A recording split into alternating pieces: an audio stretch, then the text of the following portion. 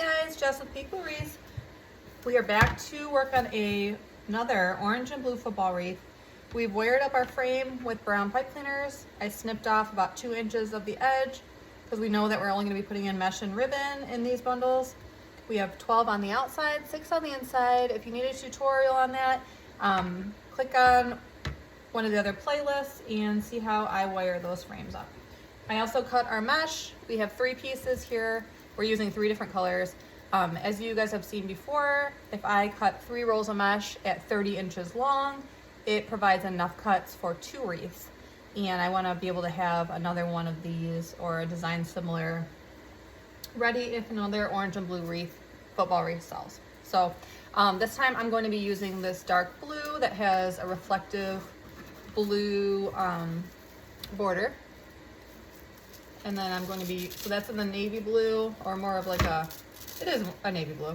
And then I have this really pretty like cornflower blue, and then I have this orange reflective shade. Okay, so we're going to be adding one of these into each tie. Again, this is 10-inch mesh cut at 30 inches long. Cutting 3 rolls at one time will provide 36 cuts, and that's enough for 2 wreaths. So what I do when I make these is I will just curl it once or twice and then keep my thumb stationary and gather up the middle. We want to make sure that we keep the mesh as even on both sides as possible. It kind of provides you like a bow tie like this. I always flip it over so the raw edge is facing down to kind of minimize any frays that might happen. I don't open up the tie, I just set it right down in there. And then I twist it and move on to the next one. So this one, it is gonna, no matter like what order I put it in, there will always be 2 blues next to each other. And that's okay. I think this is really pretty.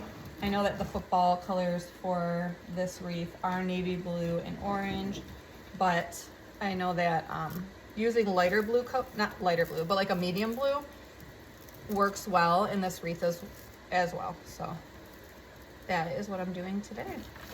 I used some, I was kind of wondering about that because like using a lot of navy blue, it makes the wreath super dark, and I know that fall is about like naturals and oranges, and you know, fall is pretty close to summer still, and a lot of these places that this wreath is selling to, like Florida and Georgia, it is still hot even though it's fall. So I don't want to use dark colors because dark colors are more associated with like Halloween or even like darker months is how I kind of think of it. And where these wreaths are selling, it is not cold yet.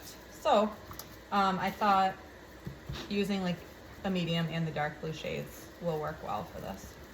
So we're just rolling it 2 or 3 times and then just gathering it up the middle.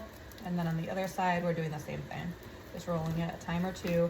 It just kind of helps minimize the frays.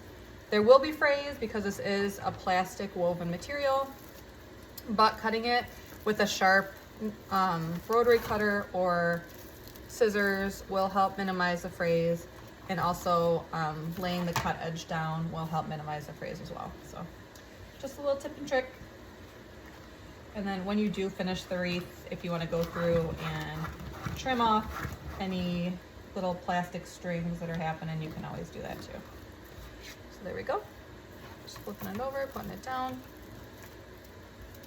I'm thankful that I've been selling so many of these blue and orange football wreaths. It's been really nice to be able to use this dark blue mesh that I've had. I think I bought it in the past to make like police wreaths. I know that, you know, supporting police officers is important, and I know I got an order one time for a wreath. Well, it wasn't like an official order, but it was a customer that was like talking about me making her a wreath with like that blue, what was it, like a blue line or something like that, where it was like supporting the police.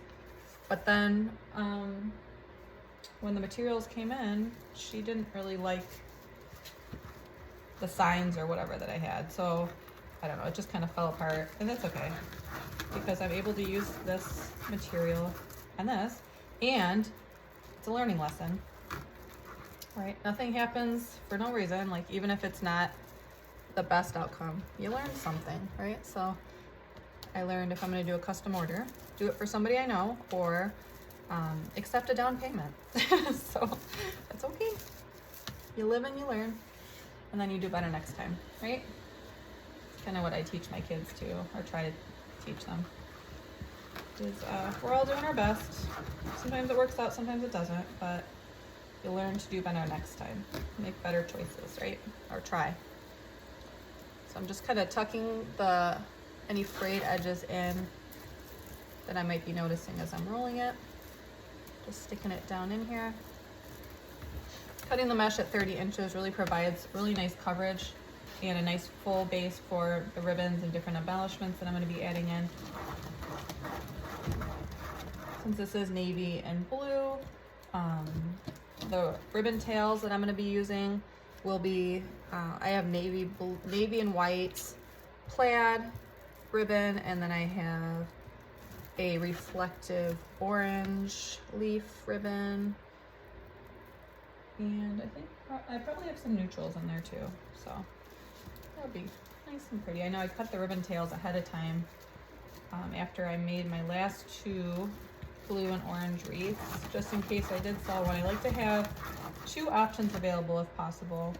I know that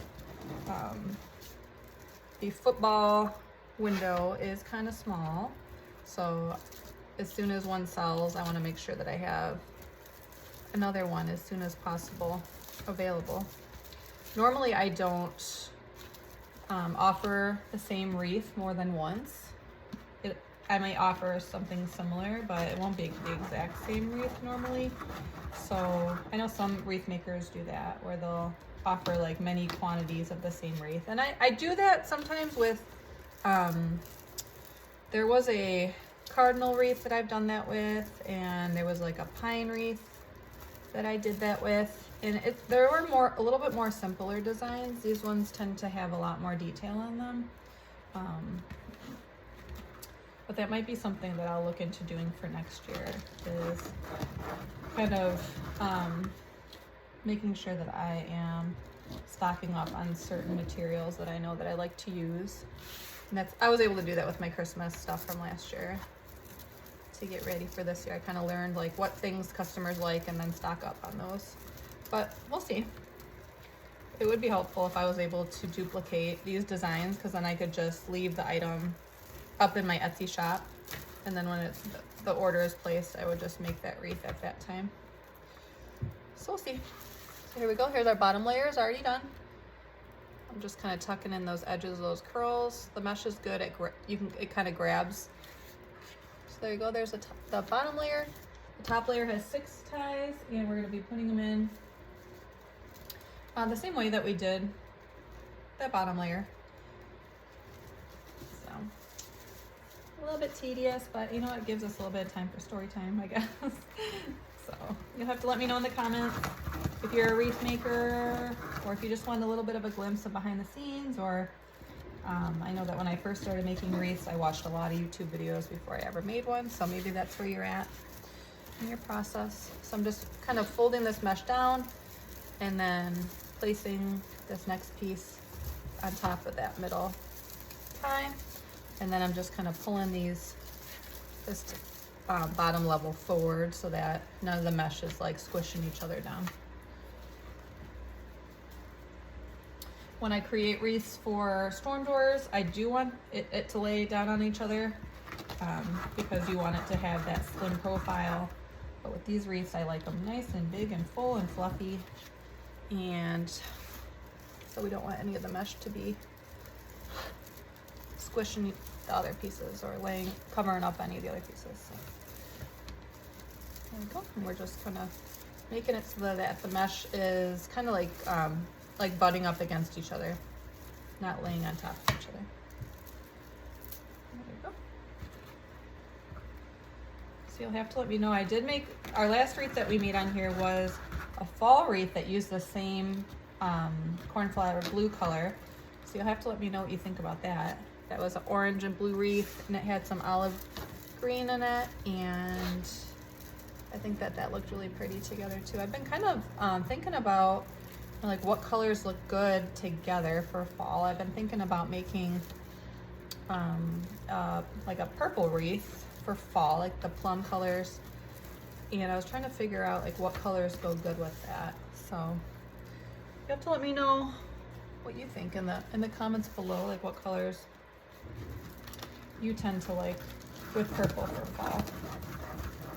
I know that they make some really pretty purple, like even like maple, they're kind of like maple leaves, or even I've seen like, what is that called? It's that, those kind of leaves are kind of furry. I'll have to think about it. So this one I'm just folding down because this blue piece of mesh was a little bit shorter. It was the end piece on the roll. And I'm folding that down because it's reminding me that that's where I'm gonna put my bow when I come back in to make add the rest of the mesh into that wreath. So whenever you buy these rolls of mesh, it's supposed to be 10 yards, but I mean, there's always a little bit of variance. So sometimes there's a piece that's a little bit shorter and it's not the end of the world, but at the same time, that's where I want to put my bow because it'll help hide any differences there. So like I said before, we're just folding up the other pieces around it. And we need one more orange and then we are good to go. So, like I said before, I'm just trying to get another orange and blue football wreath into my shop. I always wondered if I should, I know that these orange and blue wreaths are similar, but not exactly the same. So that's why I've been recording them. I was kind of wondering, you know, is it too much of a similar design for people to like? But I guess I'll just have to wait and see if you guys are viewing them and commenting them, if you like them or not. But what you can kind of keep in mind too with wreath making is if you use the same, like the same recipe, I guess, you can use it for any theme or any color scheme. It doesn't necessarily have to be what I'm doing here. So it'll still help you. All right, so here we go. We are all done. We'll put 12 on the bottom, 6 on the top. This already measures about 24 inches. So it'll be nice and full. Next time I see you, we'll be putting on our ribbon tails and making our bow and then adding all the embellishments and goodies. So thanks so much for tuning in. Make sure you like and comment, subscribe, and I'll talk to you later. Bye.